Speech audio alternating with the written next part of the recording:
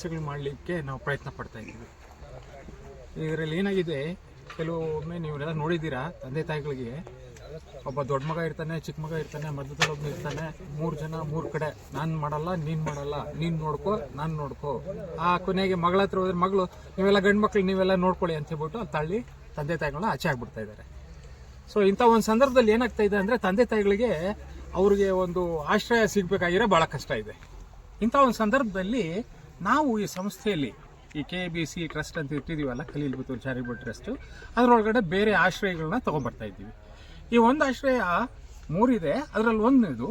So ಇದರಲ್ಲಿ ಮನೆಯಿಂದ ಯಾವಾಗ ಅವ್ರನ್ನ ಆಚೆ ತಳ್ತಾರೋ, ನಿರ್ಗತಿಕರ ಅಂತ ಹೇಳ್ಬಿಟ್ಟು ಒಂದು ಪದ ಇದೆಯಲ್ಲ, ಅದ್ರ ಪ್ರಕಾರ ಮನೆಯಿಂದ ಆಚೆ ತಳ್ಬಿಟ್ರೆ, ಅಕಸ್ಮಾತ್ ಅವ್ರು ಯಾರಾದರೂ ತೊಗೊಂಬಂದು ನಿಮ್ಮಲ್ಲಿ ಇಟ್ಕೊಳ್ಳಿಪ್ಪ ಅಂದರೆ ಅವ್ರ ಮೊದಲು ಇಟ್ಬಿಟ್ಟು ಇಲ್ಲಿ ಕೂರಿಸ್ಬಿಟ್ಟು ಅವ್ರನ್ನ ಕೌನ್ಸಿಲಿಂಗ್ ಮಾಡ್ತೀವಿ. ನೋಡಪ್ಪ, ನಿನ್ನ ತಾಯಿ ಹೀಗೆ ಮಾಡಿದ್ಲು, ನಿನ್ನ ತಾಯಿ ನಿನ್ಗೆ ಇಷ್ಟೊಂದು ಕಷ್ಟಪಟ್ಟು ಸಾಕಿದ್ಲು, ನಿಮ್ಮಪ್ಪ ಬೆವರು ಸುರಿಸ್ದ, ನಿಮ್ಮಪ್ಪ ರಕ್ತನ ಬೆವರು ಮಾಡಿ ನಿಮ್ಮನ್ನು ತೊಗೊಂಬಂದು ಇದೆಲ್ಲ ಸಾಕ್ದ, ಈ ಒಂದು ಮಟ್ಟಕ್ಕೆ ತೊಗೊಂಬಂದಿದ್ದಾರೆ. ಇದನ್ನೆಲ್ಲ ಇಟ್ಟು ಅವ್ರಿಗೆಲ್ಲ ಬೋಧನೆ ಮಾಡಿ, ಅಕಸ್ಮಾತ್ ಅವ್ರ ಮೈಂಡ್ ಸರೋಯ್ತಾ, ಸೊ ಓಕೆಪ್ಪ, ನೀನು ತೊಗೊಂಡೋಗಿ ಮತ್ತೆ ನಿಮ್ಮ ತಂದೆ ತಾಯಿಗಳನ್ನ ನೀವು ಸೇವೆ ಮಾಡು. ಇಂಥ ಒಂದು ಸಂದರ್ಭದಲ್ಲಿ ಆದಮೇಲೆ ನಿಮ್ಗೇನು ಬೇಕೋ ಸಹಾಯ ನಾವು ಈ ಟ್ರಸ್ಟಿಂದ ನಾವು ನೀವು ಮಾಡ್ತೀವಿ ಅನ್ನೋದು ಇದು ಮೊದಲನೇ ಉದ್ದೇಶ. ಎರಡನೇದು, ಇದರಲ್ಲಿ ಈ ಮನೆಯಿಂದ ಭಾಳಷ್ಟು ಮಕ್ಕಳಿದ್ದಾರೆ. ನಮ್ಮ ರಾಜ್ಯದಲ್ಲೇ ಸುಮಾರು ಲಕ್ಷಗಟ್ಟಲೆ ಮಕ್ಕಳು ಅನಾಥರಿದ್ದಾರೆ. ಈ ಮಕ್ಕಳಿಗೆ ಅವಳ ಮೂಲ ಸೌಲಭ್ಯವಿದೆಯಲ್ಲ, ಅದೆಲ್ಲ ಒದಗಿಸೋದು ಇದು ಮೂಲ ಕಾರಣ. ಇದಕ್ಕೆ ಇಲ್ಲಿ ಏನಾಗ್ತಾ ಇದೆ ಅಂದರೆ, ನಾವು ಆ ಮಕ್ಕಳನ್ನ ನಾವು ದಾರಿಯಾಗಿ ಆಚೆ ಬಿಟ್ಬಿಡ್ತಾ ಇದ್ದೀವಿ.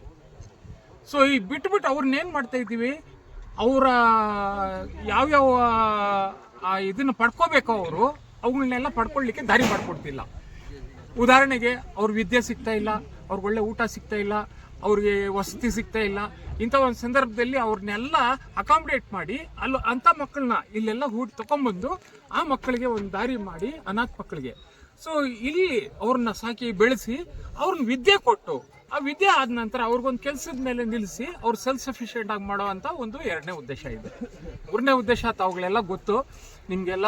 ಈಗಿನ ವಾತಾವರಣದಲ್ಲಿ ಬಹಳಷ್ಟು ಜನ ಅಡಿಕ್ಟ್ ಆಗ್ಬಿಡ್ತಾ ಇದ್ದಾರೆ. ಅಡಿಕ್ಟ್ ಅಂದರೆ ಅದಕ್ಕೆ ಹೊಂದ್ಕೊಂಡು ಅದರಲ್ಲೇ ತಗಲಾಕೊಂಡ್ಬಿಡ್ತಾ ಇದ್ದಾರೆ. ಅವರು ಆಚೆ ಬರಲಿಕ್ಕೆ ಇಷ್ಟಪಡ್ತಾ ಇಲ್ಲ. ಅದರಲ್ಲೇ ನಾನು ಮಾಡಬೇಕು ಅಂತ ಹೇಳ್ಬಿಟ್ಟು ಅದೇ ಹೋಗ್ಬಿಟ್ಟು ಅದರಲ್ಲಿ ಅಡಿಕ್ಟ್ ಆಗೋಗಿರೋ ಕಾರಣದಿಂದ ಏನಾಗ್ತಾ ಇದೆ ಅಂದರೆ, ಅವ್ರ ಮನೆಗಳ ವಾತಾವರಣ ಕೆಟ್ಟೋಗ್ತಿದೆ. ಒಂದ್ ಕಡೆ ತಂದೆ ವರಿ ಮಾಡ್ಕೊಳ್ತಿದ್ದಾರೆ, ಒಂದ್ ಕಡೆ ತಾಯಿ ವರಿ ಮಾಡ್ಕೊಳ್ತಿದ್ದಾರೆ.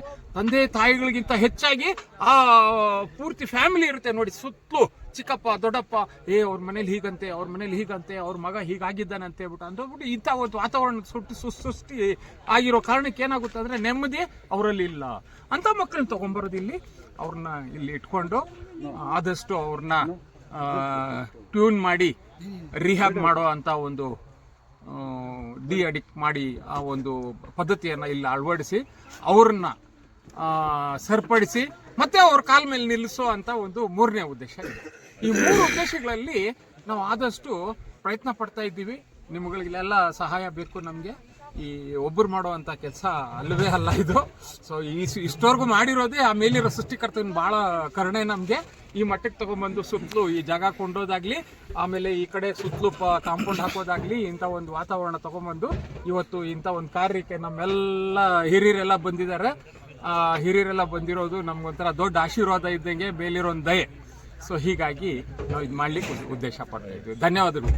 ನಾನು ಇಸ್ರೋ ಅಂತ ಹೇಳ್ಬಿಟ್ಟು ಒಂದು ಸಂಸ್ಥೆ ಇದೆ, ಭಾರತ ಬಾಹ್ಯಾಕಾಶ ಕೇಂದ್ರ ಅಂತ ಹೇಳ್ಬಿಟ್ಟು. ಆ ಸಂಸ್ಥೆಯಲ್ಲಿ ನಾನು ಸೈಂಟಿಸ್ಟ್ ಆಗಿದ್ದೆ, ವಿಜ್ಞಾನಿಯಾಗಿ ಕೆಲಸ ಮಾಡಿದೆ. 35 ವರ್ಷ ಸಂಸ್ಥೆ ಕೆಲಸ ಮಾಡಿದೆ. ಆ 35 ವರ್ಷ ಕೆಲಸ ಮಾಡಿದ ನಂತರ ಅಲ್ಲಿಂದ ನಾನು ರಿಟೈರ್ಡ್ ಆದೆ. ರಿಟೈರ್ಡ್ ಆದಾಗ ನನ್ನ ಕೈ ತುಂಬ ಆ ಮೇಲಿರೋ ಸೃಷ್ಟಿಕರ್ತನು ಒಂದು ಹಣ ಕೊಟ್ಟ. ಈ ಹಣವನ್ನ ಟೋಟಲ್ ಅಲ್ಲಿಂದ ಎಷ್ಟು ಬಂತು ಅಲ್ಲೆಲ್ಲ ಎತ್ಕೊಂಡ್ಬಂದು ಈ ಜಾಗವನ್ನು ಕೊಂಡೆ. ಈ ಜಾಗವನ್ನು ಕೊಂಡ್ಬಿಟ್ಟು ಇದನ್ನೆಲ್ಲ ಎಸ್ಟಾಬ್ಲಿಷ್ ಮಾಡಲಿಕ್ಕೆ ನನ್ನ ಹತ್ರ ಬರೋ ಪೆನ್ಷನ್ ಈಗಲೂ ಬರ್ತಿದೆ ಕೈ ತುಂಬ, ಮೇಲಿರೋಂದಯೇ ಆ ಸೃಷ್ಟಿಕರ್ತಂದಯೇ. ಸೊ ಆ ಕಾರಣದಿಂದ ಆ ಪೆನ್ಷನ್ ಹಣವನ್ನು ಇಲ್ಲಿ ಹಾಕ್ಕೊಂಡು ಚಿಕ್ಕ ಕೆಲಸ, ಕ್ಲೀನ್ ಮಾಡ್ರಿ, ಅದು ಉಳ್ರಿ, ಈ ಕಡೆ ಸ್ವಲ್ಪ ನೀಟಾಗಿ ಇಟ್ಕೊಳ್ರಿ, ಗಿಡ ನೆಡ್ರಿ. ಸುತ್ತಲೂ ನೀವು ನೋಡ್ಬೋದು ಈ ತೆಂಗಿನ ಗಿಡಗಳನ್ನೆಲ್ಲ ನೆಟ್ಬಿಟ್ಟಿದ್ದೀವಿ ನಾವು. ಸುಮಾರು ಒಂದು 200 ತೆಂಗಿನ ಗಿಡಗಳವೆ. ನಾನು ಕಂಡೆ, ನಮ್ಮ ಮನೆಯಲ್ಲೇ ಒಂದು ತಿಂಗಳಿಗೆ ಸುಮಾರು 200 ರಿಂದ 300 ಕಾಯಿ ಬಿಡ್ತಾ ಇತ್ತು. ಸೊ ಒಂದು ಗಿಡದಿಂದ ಚೆನ್ನಾಗಿ ನೋಡ್ಕೊಂಡ್ರೆ ಇಷ್ಟೊಂದು ಕಾಯಿಗಳು ಬಿಡ್ತಾ ಇವೆ. ನನಗೆ 100-200 ಗಿಡದಿಂದ ನಾನು ಹಾಕಿದ್ರೆ ನಾನು ಒಂದು ಗಿಡಕ್ಕೆ ಸುಮಾರು 4,500 ರೂಪಾಯಿ ವರ್ಷಕ್ಕೆ ಬರ್ತೈತೆ, 5,000 ರೂಪಾಯಿ ಬರ್ತೈತೆ. 200 ಗಿಡಗಳಿಂದ 1,00,000 ರೂಪಾಯಿ ಬರ್ತೈತೆ ವರ್ಷಕ್ಕೆ.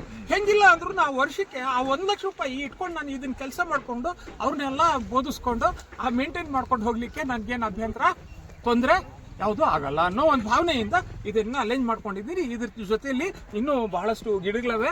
ಮಾವಿನ ಗಿಡಗಳು ಹಾಕಿದ್ದೀವಿ, ಸಪೋಟ ಗಿಡಗಳು ಹಾಕಿದ್ದೀವಿ. ಅದಕ್ಕೊಂದು ಆದಾಯ ಅನ್ನೋದು ಬರುತ್ತೆ. ಈ ಆದಾಯ ಬಂದ ನಂತರ ಆ ಆದಾಯದಲ್ಲಿ ಇದನ್ನ ಸಸ್ಟೈನ್ ಮಾಡೋಣ ಅನ್ನೋದು ಒಂದು ದೊಡ್ಡ ಉದ್ದೇಶ ಇದೆ.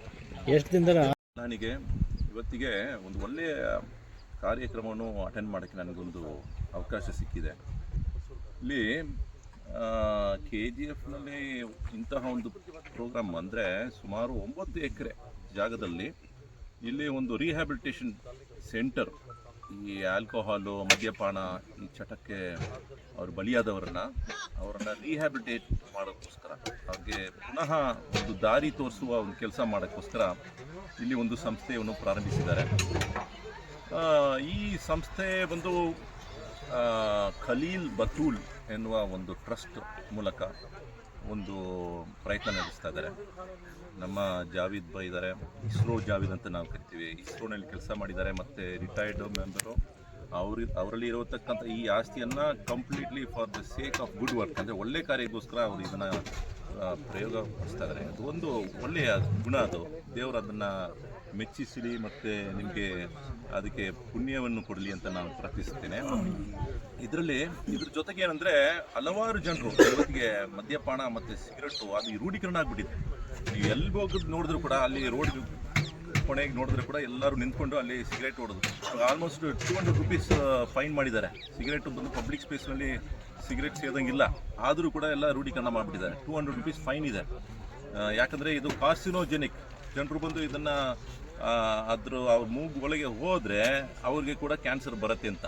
ಸೊ ಹಾಗಾಗಿ ಇದನ್ನು ನಿಲ್ಲಿಸ್ಬೇಕು, ತಡೆ ಮಾಡಬೇಕು. ಅಂದರೆ ಇಂಥವರು ರಿಹ್ಯಾಬಿಲಿಟೇಟ್ ಮಾಡೋಕ್ಕೆ ಅವ್ರು ಪ್ರಯತ್ನ ಮಾಡ್ತಿದ್ದಾರೆ.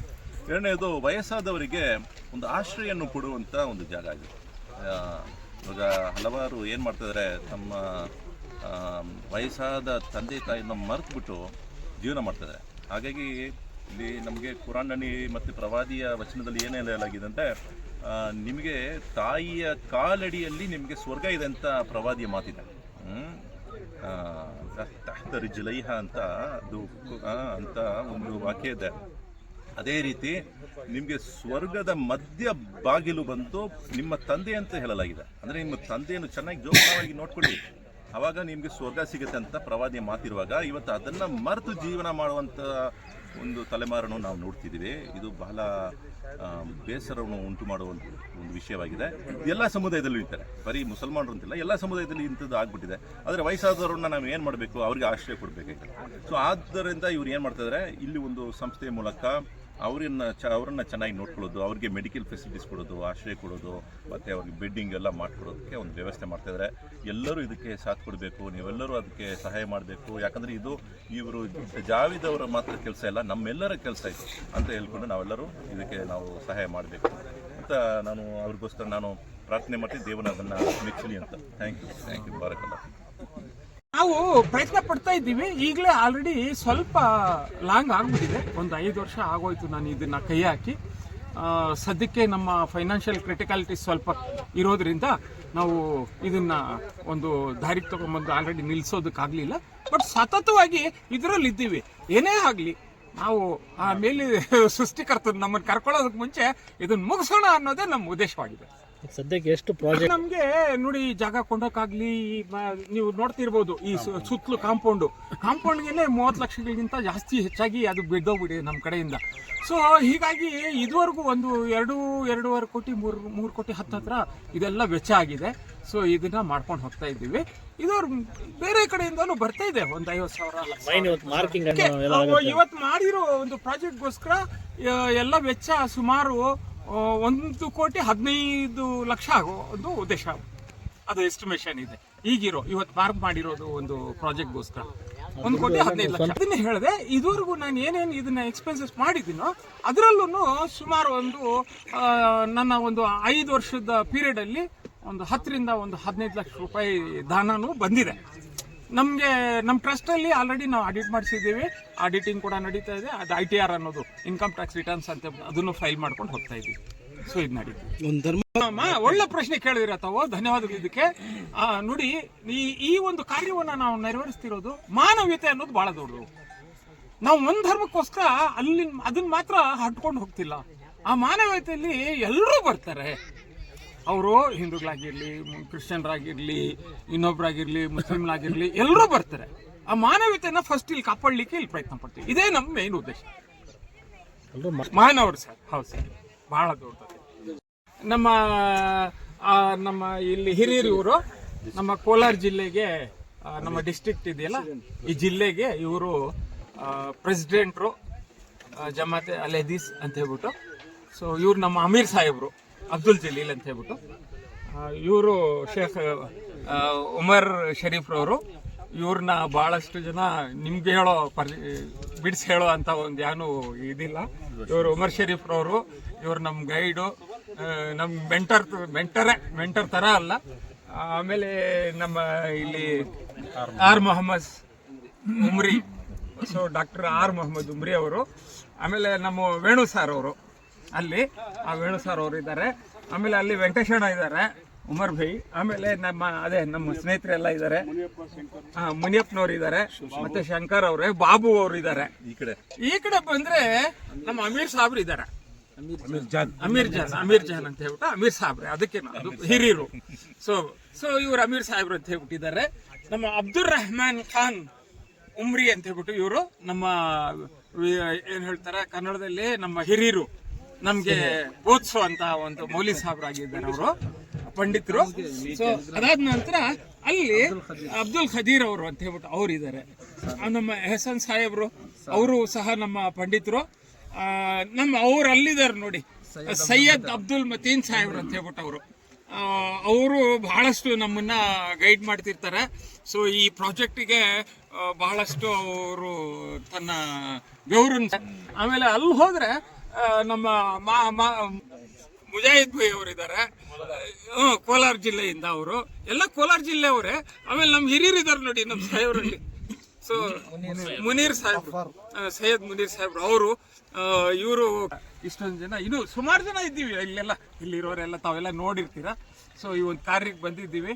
ನೀವೆಲ್ಲ ಇದಕ್ಕೆ ನಮ್ಗೆ ಇಷ್ಟೊಂದು ಸಹಾಯ ಮಾಡ್ತಿದ್ದೀರಾ, ಬಹಳ ಧನ್ಯವಾದಗಳು. ಚಕ್ರವರ್ತಿ ಫೋರ್ಸ್ ವತಿಯಿಂದ ರಾಜ್ಯಾಧ್ಯಕ್ಷನಾಗಿ ಬಂದಿದ್ದೀನಿ. ಏನಪ್ಪ ವಿಚಾರ ಅಂತಂದರೆ, ಇಸ್ರೋ ಒಂದು ಸಂಸ್ಥೆಯಲ್ಲಿ ಕೆಲಸ ಮಾಡಿರ್ತಕ್ಕಂಥ ನಮ್ಮ ಜಾವೇದ್ ಭಾಯ್ ಅವರು ಒಂದು ರಿಟೈರ್ಮೆಂಟ್ ಆದಮೇಲೆ ಸಾರ್ವಜನಿಕವಾಗಿ ಪ್ರತಿಯೊಬ್ಬರಿಗೂ ಕೂಡ ಒಂದು ಸ್ವಲ್ಪ ಅನುಕೂಲ ಮಾಡಬೇಕು.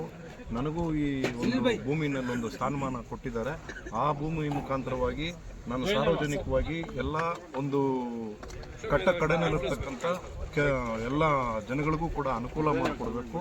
ಅನುಕೂಲ ಮಾಡಿ ಅಂಥ ಒಂದು ತೊಂದರೆನಲ್ಲಿ ಸಿಕ್ಕಾಕೊಂಡಿರ್ತಕ್ಕಂಥ ಪ್ರತಿಯೊಬ್ಬರಿಗೂ ಕೂಡ ನನ್ನ ಒಂದು ಇದನ್ನ ಅನುವು ಮಾಡಿಕೊಡ್ಬೇಕು ಅಂತ ಹೇಳ್ಬಿಟ್ಟು ಅವರು ಇದನ್ನ ಸಂಸ್ಥೆನ ಸ್ಥಾಪನೆ ಮಾಡ್ತಾ ಇದ್ದಾರೆ. ಹಂಗಾಗಿ ನಮ್ಮ ಸಂಘಟನೆ ವತಿಯಿಂದ ನಾವು ಕೂಡ ಇಂಥ ಒಂದು ಒಳ್ಳೆಯ ವಿಚಾರಕ್ಕೆ ನಾವು ಕೂಡ ಅವ್ರಿಗೆ ಸಪೋರ್ಟ್ ಆಗಿ ನಿಂತ್ಕೊಂಡು ಅವ್ರ ಒಳ್ಳೆಯ ಕಾರ್ಯಕ್ಕೆ ನಾವು ಸಾಥ್ ಕೊಡಬೇಕು ಅಂತ ಹೇಳ್ಬಿಟ್ಟು ನಾವೆಲ್ಲ ಬಂದು ಈ ಕಾರ್ಯಕ್ರಮದ ಉದ್ಘಾಟನೆಗೆ ಬಂದಿರೋದಾಗಿದೆ. ಜೈ ಹಿಂದ್.